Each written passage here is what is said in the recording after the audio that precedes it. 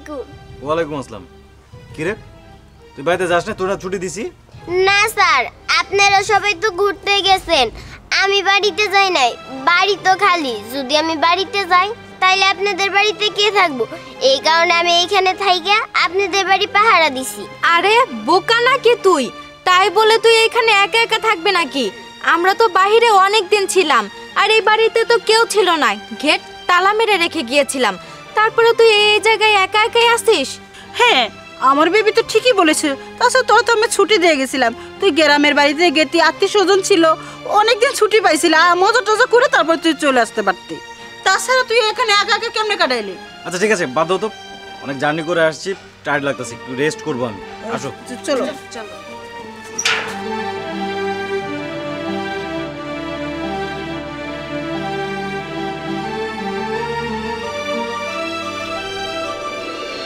মা, বিথি, হুটহাট করে চাকরিটা চলে গেল, এদিকে বাড়ি ভাড়া, তার উপর আবার সংসার চালাতে হয়। আমি কি করব আমি কিছুই বুঝতে পারতেছি না।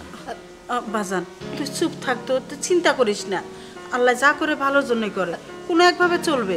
আম্মা, আমি একটা কাজ করি, মানে বলতেছিলাম কি, আমাদের বাসার কাজের মেয়েটাকে এই মাসের বেতন দিয়ে আমাদের বাসা থেকে বের করে দেই, আর যা কাজ আছে ওইটা আপনি আর আমি মিলে সারতে পারবো। হ্যাঁ বাজান, ওই বৌমা ঠিকই কইছে, এক কাজ করি, ওই মেয়েটারে বিদায় করে দে, আর যা সংসারে কাজ কাম আছে আমরা নিজেরা মিলাই করবো নি, আমাকে কাজের লোকের দরকার নাই। এখন চাকরিটা চলে গেছে গা, যখন আবার তোর চাকরিটা হয় তখন না পরে আমরা একটা কাজের লোক রাখবো নি। না না মা, এটা তুমি কি বলতেছো? ও যখন ছোট ছিল তখন এই বাড়িতে ওকে নিয়ে আসছি, নিজের সন্তানের মতো বড় করেছি। ওকে তো আমি কখনো কাজের মেয়ে ভাবিনি, নিজের সন্তানের মতো ভাবি। আমি ওকে বলতে পারবো না যে এই বাড়ি থেকে চলে যায়। আরে তুমি বলতে পারতেছো না তাতে কি হয়েছে? আমি তো বলতে পারবো। শোনো, ওকে আমি সুন্দরভাবে বুঝিয়ে দিব যে তোর স্যারের অন্য জায়গায় পোস্টিং ট্রান্সফার হয়েছে, আর অন্য জায়গায় চাকরি হয়েছে, এই জায়গায় থাকতে পারবো না, আমরা অনেক দূরে চলে যাব। আমি বলবো যে তুই গ্রামের বাড়িতে চলে যা তোর এই মাসের বেতনটা নিয়ে। Good idea. এই নে, এই জায়গায় 10,000 টাকা আছে, 7,000 টাকা তোর বেতন, আর 3,000 টাকা তোকে এমনিতেই দিয়েছি। এই টাকাগুলো নিয়ে তোর গ্রামের বাড়িতে চলে যা। গ্রামের বাড়ি যাবো কেন? আমি তো আপনাদের এখানে থাকবো। না, এইখানে আর তোর থাকা হবে না, কারণ তোদের স্যার অন্য জায়গায় চাকরি পেয়েছে, আমরা সেই জায়গায় চলে যাব। মিথ্যা বলো কেন? এই শোন, আমার কোথাও পোস্টিং হয় নাই। সত্যি বলতে আমার চাকরিটা চলে গেছে, আমি আমার সংসার চালাইতে পারতেছি না, হিমশিম খাই যাইতেছি। তোরে কোত্থেকে পারবো আমি? তোরে বলতেছি তুই তোর গ্রামের বাড়ি চলে যা। আর আরেকটা কথা বলে রাখি, কোথাও গিয়া মায়া বাড়াবি না, মায়া খুব খারাপ জিনিস। যা। আর শোন, তুই তো আমাদের বাড়িতে অনেক দিন ধরে থাকোস, আমি আজ পর্যন্ত দেখলাম না তুই গ্রামে কারোর সাথে ফোনে কথা বলতেছিস। আমি বিষয়টা বুঝলাম না, তোর কি আত্মীয় স্বজন নাই কেউ? এতদিন পর ম্যাডাম আপনি একটা কথা বললেন, আমার বাবা মা আছে নাকি না। আপনারা কেউ তো আমার শিখান নাই, আমার বাবা মা বাইসে আছে না মইরা গেছে।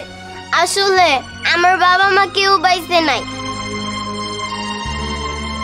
আমার বাবার যেগুলো জমি ছিল আমার চাচা সব দখল করে নিছে, আর আমারে বাড়ি থেকে বাই কইরা দিছে। আর আমি রেল স্টেশনে বইসা কান্না করতেছিলাম, স্যার আমারে তুইলা নিয়ে আসছে, তুইলা নিয়ে এসে আপনাদের বাড়িতে বড় করছে, মানুষ করছে। আমি তো জানি আপনারাই আমার বাবা মা, আর এইটাই আমার বাড়ি। আমি যদি এই বাড়ি থেকে চলে যাই তাহলে আমি কই থাকবো?